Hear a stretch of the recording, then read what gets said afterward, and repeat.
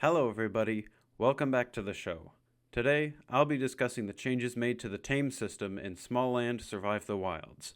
For a while, the Tames system was much simpler, but also more limited.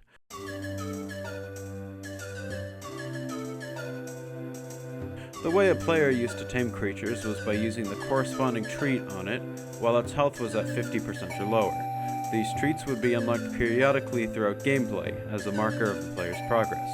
However, the most recent Treetops update has completely overhauled this system, and since the wiki hasn't been the most up-to-date resource for this game, I thought I'd make this video for you all. To start with, just about any creature can be tamed, with a few exceptions being bosses, exceptionally large creatures like the frog and the viper, and creatures that have already been tamed. To tame them, you'll need to craft a taming trap, which comes in basic, improved, advanced, and supreme variants.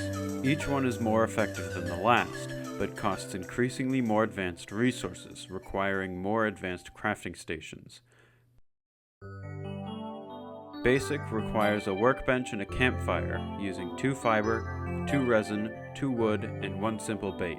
Improved requires a workbench, a lumen spindle, and a cauldron, using 1 fiber string, 6 wood, 4 resin, and 1 tasty bait. Advanced requires a stone oven, a furnace, a stone cutter, a lumen spindle, and a workbench. This recipe calls for 1 silk thread, 1 iron ingot, 1 refined wood, 2 stone, and 1 delicious bait. Supreme requires a stone oven, a lumen spindle, a furnace, and a workbench. It costs 1 silk thread, 4 iron ingots, 4 pyrite, and 1 superb treat. Additionally, the superb treat recipe must be purchased for 75 hoots from Sarnak, located at the Scorpion Temple in the Amber Valleys. Now that you have your taming trap of choice, all you need to do is find the creature you wish to tame, lower its health as much as possible, then place down the taming trap near it. This will play a brief animation in which the creature is stunned. If you successfully tame a creature, it will become passive towards you and your other tames, alongside a message which appears stating the fact. All creatures have levels, which indicate how high its stats are. Since you can find creatures at varying levels in the wild, their max level is simply their original level plus 110. This means that finding the highest level creature of which to tame will allow it to become stronger than other members of its species. Each creature has 4 stats: health, damage, stamina, and speed.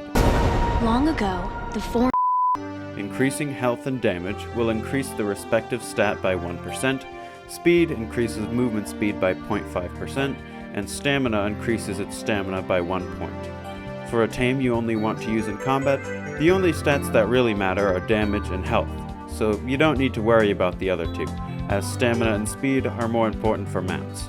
Though, it is important to mention that the level of an individual stat cannot be increased past the overall level of the creature, meaning you can't dump all of a creature's points into just one of its stats.